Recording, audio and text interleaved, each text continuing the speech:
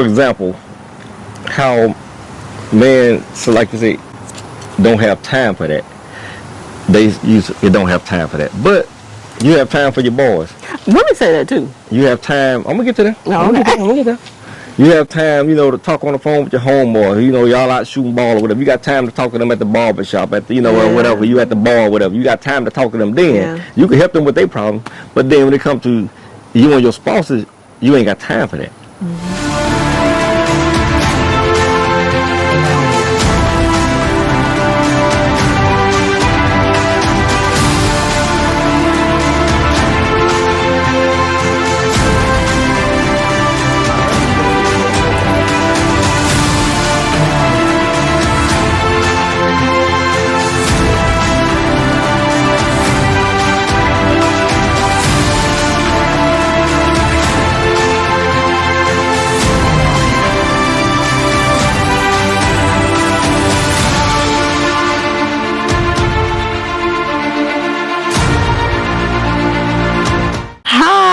Welcome back to Operation Reconciliation, where we are on our second episode of Black Love, where we are here to talk about the healing of the black relationships between man and a woman, the black marriage, the black family, and so that's what we're here for today. That can get deep. Yeah, it can. We're about to get deep. Okay, so with that, today we're going to talk about healing together. Yeah. So I believe that I know, and James, I'm sure you know, that there is a movement going on in our community, and it's very deep, very deep. And so I believe within that there will also be the healing of a nation, and so we have to understand that. And so how do we do that? We need to talk about how do we heal and how do we heal together, because a lot of times in marriage you can either grow together or you can grow apart. And so we want to grow together. Yes. We want to overcome together. We want to fight together. And so that's what we're here for. And we're here to help you fight together, to help you overcome together, because we don't have to be separate to do this. We can do this together. All right, let's get into it. Yeah, let me say something first. Okay. When the healing begins, I have to be able to trust you, right? Yeah. And that's one thing about your spouses, your partner, your family. They have to be able to trust you that this won't go any further than us two, or between you and your family, because some things are not to be shared outside of the household. Because there's some things outside of the marriage, and then outside of the household. Outside of the household, exactly. Some things are not your children's business. Okay. Exactly. It's between us, husband and wife. Exactly. And we have to be mindful of those things, that we don't go spill these things over on our kids. When we have a problem, and we don't go blabbing to our kids like, well, your mama showed. We don't do all that. No, I'm not going to down her in front of my kids or to my kids. That's not going to happen. And I'm definitely not going to down him in front of his children.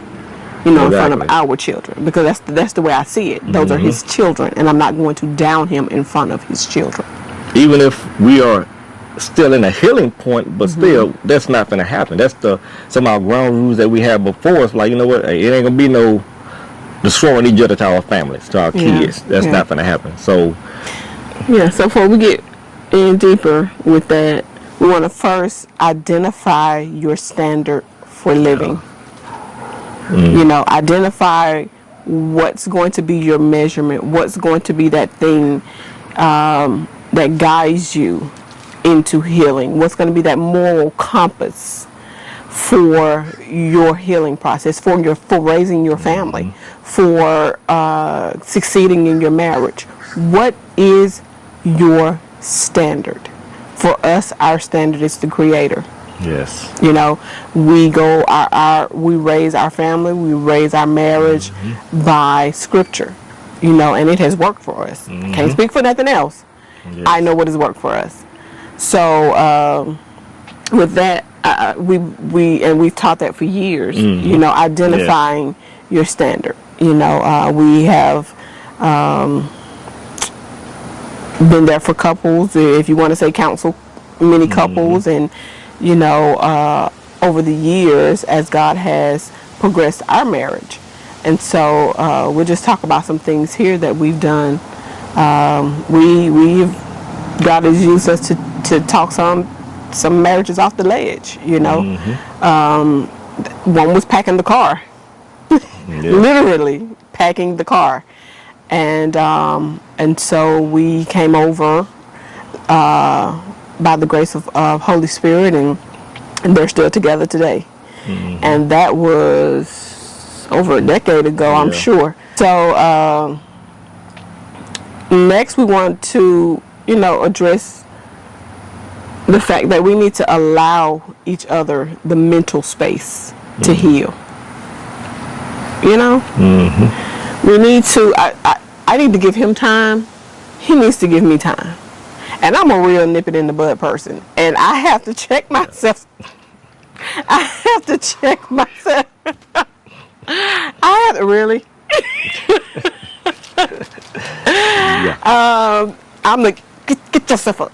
You know, but I have to check myself and adjust myself so that he gets his proper time, his proper, you know, mental space for him to heal. You know, and so one thing we have to realize and understand and make sure that we keep this understanding is that we as a black couple have gone through things that other races have not gone through. And so we have these things embedded within us individually, first of all, that is not conducive to the success of a nation. You know, say, like we always say, save a family, save a nation. You know, and so we haven't, you know, historically we haven't been brought up to be and function as a nation. You know, so we, in that sense, have to heal from that. And then also, you know, healing from situations and life circumstances and experiences, you know, and so on top of all of that. So we have to allow one another that space, that time, that grace, you know, like we talked about before, that grace to heal, the grace to overcome, you know, the grace to learn how to do it, you know, because like, you know, we said in the previous video, and neither one of us came up in a household where we saw this. We didn't see, we came up in single family homes. Fathers were not there.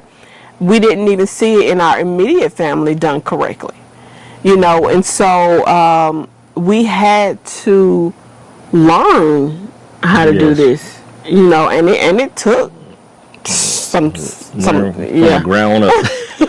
But hey, we did it. We've been 25 years, 27 years together, you know, and married 25, 4 kids. And so, and we still love to be around each other. You know, we have always loved to be around each other, and we have intentionally been around and do things together. You know, we work together, we do ministry together, you know, so, and we love it, you know. But what would you say about this, since you know I'm the one who, let's address this now. What would you say in dealing with a person like that when you're the total opposite? It takes patience, and it takes understanding why your spouse may be that way. And to me, sometimes it's like, they want to deal with it right away, I understand, but it's still like, I can't, in my mind it's like I'm trying to figure all this out, and I'm trying to still heal, but I'm trying to figure this out, because I know you want to answer now, I know you want to talk now, and I'm like, I can't just comprehend everything you're saying right now, because I'm still on the first question you may have asked me. And it's like you to move on 4 or 5 questions. I'm still on number 1 trying to figure this out. And it's like, you know, I understand, but it's like, calm down. Let's answer one question at a time. And because I don't want to forget, I want to make sure you get the right answer, and I want to make sure I say it the right way. Because I'm known back in the past, I I just say whatever top of my head, and I'm not saying I was right for that, but it just, if you want to answer right now, I'm gonna give you whatever I want to give you right now, because you're rushing me. And it's like it's this is a marriage. It takes time. You got to build a marriage. Yeah, it's like, and sometimes, to be honest with you, sometimes I know the answer. I just don't want to give it to you right now because I'm mad right now. And I'm not saying that's right. I'm just saying you don't know what your spouse is dealing with. And one thing they're trying to heal, and it's like you want to. It's like when you cut yourself, it don't heal in the next 5 seconds. It takes time for the heal. You're gonna go through the part of it bleeding, then you're gonna go to the part of it, the scab coming over. Then you may one day go peel that scab off, and you're gonna re-injure that again. But hopefully you don't peel that scab back off. Hopefully you can let it heal on its own. Like with your marriage, it's when you dealing with things like that, it's deep. I mean, it can go all the way back to your childhood, because you never had a chance to talk to anyone about what happened to you in your childhood.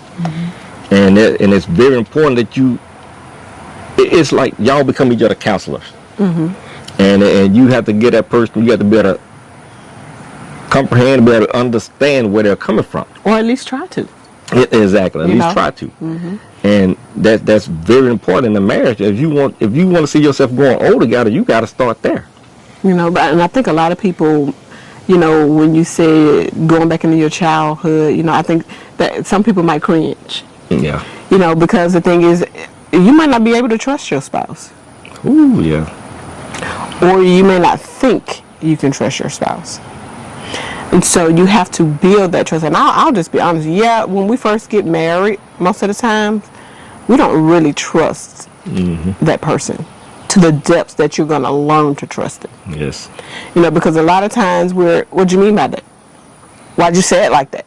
A lot of times we're easily offended because I don't trust you. I don't trust your intentions. I don't trust that, when you said that you were really telling me something for my good, or were you slyway hitting at me? And so when the thing about that is you could have been slyway hitting at me, and see that thing will tear down that trust. Yes. And so as we were talking before about being patient, we also have to be persistent. Whereas I'm the nipper in the bud, he is the give me a minute, and my thing is, okay, I'm going to give you some time, but don't let this thing turn into we never finish the conversation, and so when if you have that personality of I need time to think, I need time to do this, then you are responsible to bring it back up. That you can't use that as a way to get out of the conversation, because you're going to lose that person's trust. Because I trusted you that we were going to finish this conversation. I'm trusting you to let you do it in your timing, that we can do this in your timing. But if you never bring it back up, because I don't know how much time you need, I don't know how much, like I said, how much time you need. And so if I'm handing that off to you, then I expect you to bring it back up, or it's going to turn into oh you didn't really mean you needed to think, you just wanted me to shut up, so these are things, when we do that, we have to be pressing towards success, making sure that your actions, your behavior is pressing towards that success. Being petty, that's not pressing towards success. Being the agitator, that's not pressing towards success. Okay, let me ask a quick question. Okay, why do you think people would be petty in a marriage? For one thing, they could have grown up in dysfunctional households. Okay. And we're not having fun unless we're arguing. Yeah. And so, or you don't love me unless we're arguing, or unless we're saying mean things, or I can't say anything to you unless I'm hitting at you. I can't come and be like, oh, you did a good job. No, I got to come at you like, oh, about time. And so some people are raised in that. Yeah. Another reason why people may be petty is because they're being used. Used by an outside force that is totally against what God has created and what God has intended, and we're just gonna call him what it is: the enemy, the devil, Satan. And I know some of you don't think you can be influenced by him, but yes, you can. Even you people who say you are Christians can let the devil use you.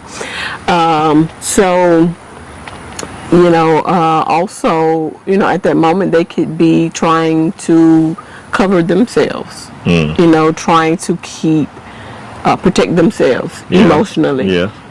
so they'll throw off or, just whatever. It can be a plethora of reasons.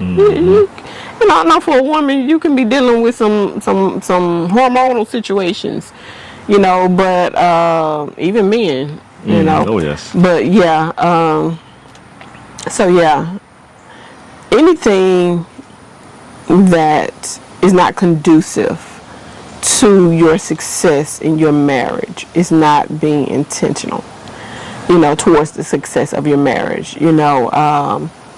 We have counseled couples who we're in here going through all this stuff, and you're one of them is cheating and they know it.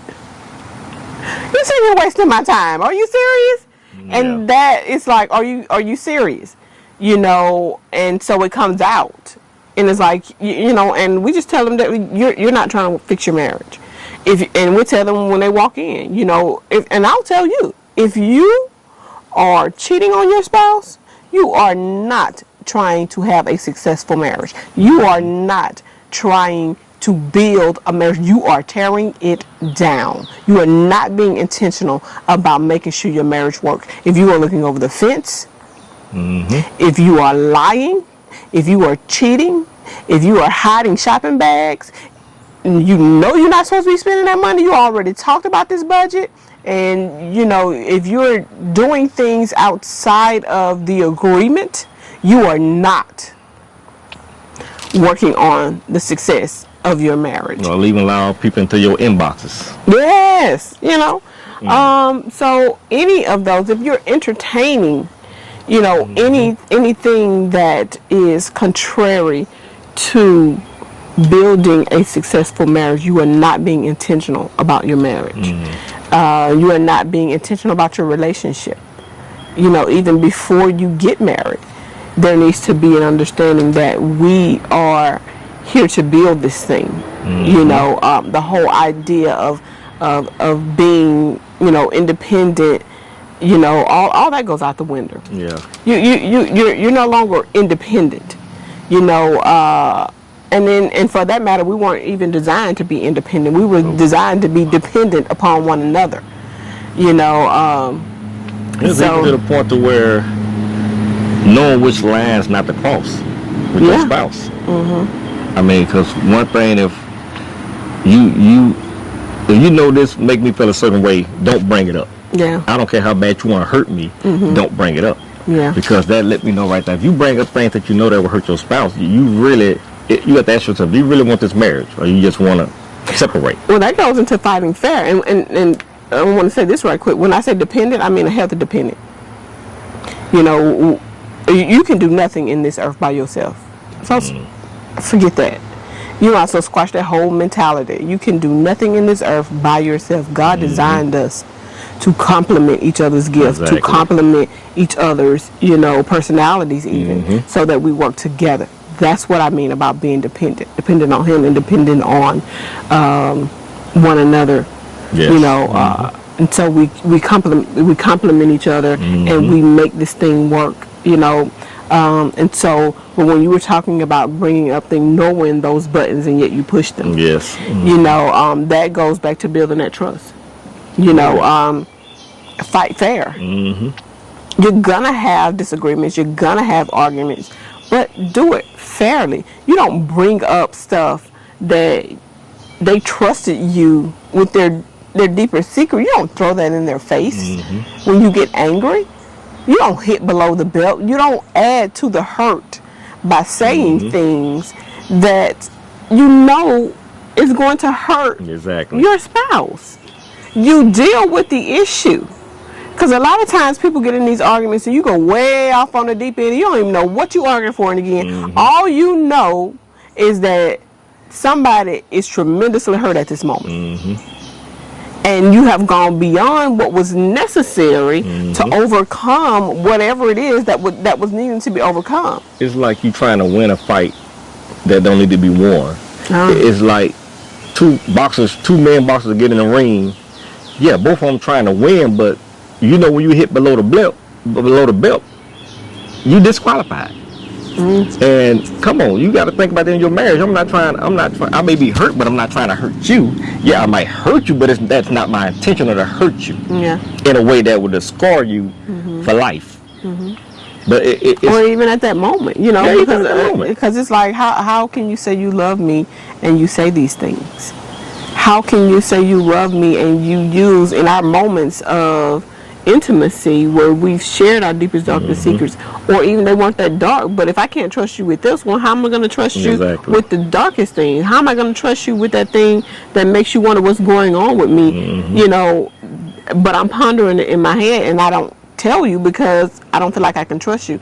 If you, and a lot of times, some of you may have be already in that place. You've already done that. You can overcome that. You can heal from that. Stop it. Stop it. And I know the way society is built, particularly where we live in the U.S., it's built that you know nobody can help what they do anymore. Nobody's responsible for the things they say anymore. Nobody's responsible for how they act anymore. You just do what you feel. No, you have more control over you, over your body, over your mouth, over your mind than you realize.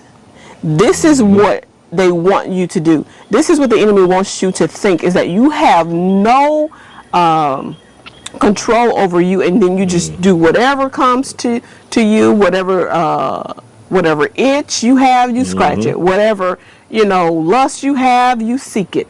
Whatever, you know, craving you have, you indulge. Yes. And that's not the case.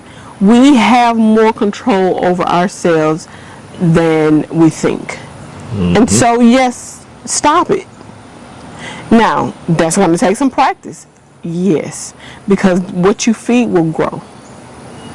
You feed a plant, it will grow. You feed a marriage, it'll grow. You feed your parenting skills, they will grow. If you feed your business time, effort, research, resources, it will grow. Whatever you feed will grow. If you feed negativity, it's going to grow. If you feed a lack of self-control, it's going to grow, because the next time you feel that urge to come up, you're going to have less power to withstand it, because you keep giving it power by giving into it when it comes up. So you're going to have to practice. You might have to remove yourself from the situation until you get the strength to stand in the situation. But you should be building to the point where you can stand in the situation. Even those of you who have abuse tendencies, you can stop it. When you feel the urge to raise your hand at your spouse, men and women, walk away. Walk away. Practice that. Practice getting control of your anger. Use your standard that we talked about earlier for living. To get that under control, because you don't want to hurt the one you love. And so often it is the one we love that get the biggest blows. Yes. Because we're so comfortable in letting them have it.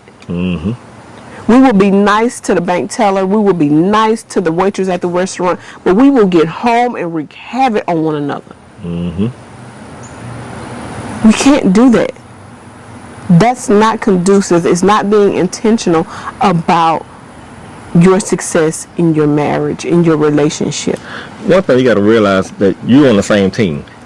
And what I mean by you shouldn't be fighting against each other. You should be fighting with each other. Yes, and for each other. Yes, both. And you have to keep that in mind, because like I said, I understand, you know, you may be dealing with some things, but still you have to understand we're on the same side. Yeah. And once you understand we're on the same side, you're not going to sabotage your partner. You're not going to, you know, you got to be mindful of what you say to her or say to him or do to them. We have to be mindful of these things, like I say, because you have a life to spend together. And you want to be able to come home and be happy when you come home. You don't want to be dreading, oh, it's almost time to get off work. I don't want to go home. No, you want to be able to go home to a peaceful house. Set the environment. I mean, exactly. Set the atmosphere. I mean, we as men, we run the household. We are the head of the household. We are instructed to make sure everything is running smoothly in the household. And a lot of us men not doing that. Because it's all about us. It's about me, it's about me, it's about me. Yeah, just because you go to work, that don't mean it's all about you. No. First is God. Then your family. You come along, you in there too, but it's God and your family. Well, he said, love your wife as Christ loved the church, that he gave himself. Exactly. He gave himself. No greater love than this, that a man would lay down his life for his friend. You know, it's about giving. So what are you doing, man? Are you giving of yourself? And like I said, I'm not saying... Or do you think you're the king and so everybody should cater to you? Yeah, serve you. I've seen some men like that. They get home, they kick their feet up, they don't do nothing, they don't take care of the kids. It's like their wife may be home all day taking care of babies. Or they doing this. Oh yeah, on the game. Yeah. I'm going to go home and play my game. No, you got babies you got to take 10 to. Yeah. But, hey, if you're doing that, fix that. Yeah. Because, like I say, them your kids. They see you sitting around playing video games all day. What you think they're going to do? You continue that same old cycle. Yeah. Now, you wonder why they can't have a successful marriage. Because you set the tone. Oh, we've seen that. So we've seen that many times. We've seen marriages destroyed by gaming. Yep. And then the kids lived through it and saw it.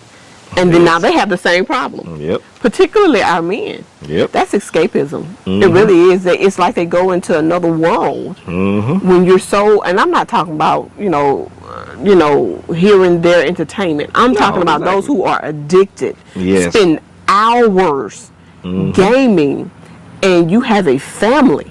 You know, you have kids that need to be changed. Kids need to be fed. You have kids that need to just need conversation. Yes. Your kids need conversation. Yes. They conversate with moms all the time. They need conversation with their fathers. Yes. And we have to keep that in mind. It's like, it's not about let's go play the game again. No. We need to talk. Let's what's going on in your life. And we have to keep that in mind. Like I say, we didn't seen it. We didn't witness these things. Yes. If it's not the video gaming, it's the TV. Yeah. TV 24/7. Like, God, it's okay. Again, you are trying to build a family. If you don't have kids, you should be. I mean, you conversate with your spouse. You gotta fight these urges, like I say, TV and gaming and things like that. That's gonna take you away from your family. Social media. Yeah. I mean, the internet. Come on, man, be real. Address the addictions. Exactly. It's destroying the families. It's destroying marriages. Any addiction, it wants all the attention. All the attention. And if you have an addiction in your household, in your family, identify it, deal with it, put it out. It will always suck the life out of your family. And another thing though is this: I ain't got time for that. Is my pet peeve. Don't ever. You are fine. You can tell me that. He can't tell me I ain't got time for that. I don't care how. I'm all you got time for. You know. So to me, that's like, I don't have to deal with you. You are just over, doing it. You're just carrying on, and I don't have to deal with you. I'm your wife. Exactly. I am you. Yep. And so not that, I haven't carried on sometimes, and then you identify that, but that I haven't got time for that. I ain't got time for that. You know how we get in our situations. No. If your spouse has an issue, you have time for that. Especially a legit issue. An issue. Because the thing about that though is, if you have, what you can do in that moment is identify that you're doing too much right now. If what I'm saying is not a legit issue, then we both can look at that and break that thing down and be like, wait a minute, I'm just doing too much right now. And so you having the time for that show me that I'm just doing too much right now. You know, and so we nip that in the bud. Yeah. You know, so we've learned, you know, that, I mean, seriously, you know, we have got to be intentional. It's all about being intentional about your merit, your success. I mean, you even take, for example, how men, so like you say, don't have time for that. You don't have time for that. But you have time for your boys. Women say that too. You have time. I'm gonna get to that. No, I'm gonna get that. You have time, you know, to talk on the phone with your homeboy. You know, y'all out shooting ball or whatever. You got time to talk to them at the barber shop, at the, you know, or whatever. You at the bar or whatever. You got time to talk to them then. Yeah. You can help them with their problem. But then when it comes to you and your spouses, you ain't got time for that. So you can't say, well, I'm not a talker. I'm not this. Well, you may be a listener. You may be, I mean, you can do one of the two, talk or listen. And like the women, you know, they can go spread all their business at the beauty salons, you know, amongst their girlfriends and stuff like that. They're supposed to stay at home with their spouses. I mean, your spouse should be first to all conversations. Or then going on social media and talking at them. Oh, Lord, that's that right there. As if nobody can tell there's trouble in paradise. Yes. No. I mean, I'm laughing, but it's really not funny. No, it's not. It's juvenile. You know. And those who does that, I mean. And I understand sometimes you all have communication issues, but you guys, this is part of the healing process. Get you a couple or a person that you know is going to tell you the truth, and that both of you can talk to and get a mediator, a good mediator that, you know, that can help you all through your issues. You know, and again, back to intentionality, you have to both be on purpose about listening, not listening to have a comeback, because that's not listening. Really stopping and listening to what each other have to say. Yes. You know, not so I can think of the next thing to say. A good comeback. Yeah, a good comeback, like I said. But anyway, so, and then have a common goal of marital success. You both need to have the common goal that we are going to succeed. And success. What is success? What is marital success? To me, marital success is us operating and flowing as one. How about you? Same thing. Yeah. I can finish his sentences. I remember one day we were out at a youth event, and he was on the field, and I was in the stand, and we were talking to one. A person was looking at us, and we were, you know, just eye contact with each other, and he took off and did whatever we were talking about, and we knew what each other meant. And the person was like, did y'all just have a whole conversation without talking? And I didn't realize. I was like, yeah, we did. No, we just had a whole conversation without saying one word, you know. And so, but that's all glory, you know, to God, to Creator, to Most High, to Yahweh, you know, whichever name you want to give him. But he is the Most High God, the only God, the one true living God. That is testament to applying his principles to our life. It has worked for us. We have to give him the credit for it. So, but yeah, I would say, you know, like I said, talking about healing together today on Black Love. So, I think, do you have anything else to say? What do we, I guess I'm good. Oh, and realize that it takes time. Oh, yeah. You know, you may deal with an issue this year and deal with another issue next year. You may deal with an issue next year and deal with another one 3 years down. But as long, you know, these are issues that we can work on, and in the meantime, we can still be together. That's okay. It's okay. Just work it together, because you never know when issue might come up with you that you thought you dealt with and you didn't. You know, so allow one another to heal. Yes. Believe in Black love. help each other with your healing with their healing process, because you're supposed to have each other back, and it's very important that, like we said before, that I can trust you. I can trust you when I just want to cry on your shoulder. That you ain't gonna, just go, well, good, he just cried. No, it's between us, and just trusting the process of, just giving each other time and giving each other the grace to make mistakes. You're gonna make mistakes, but it's in order for us to fix the mistakes, but not continue on these mistakes, and we have to keep that in mind. But like I say, it takes years sometimes. It takes years. And be careful about pushing each other away when you're angry with them. And even with my children, we'll talk about that on another episode. But just because you're angry with them doesn't mean, or they hurt you, doesn't mean that you need to tell them to get away from you. You should be trying to draw closer through that.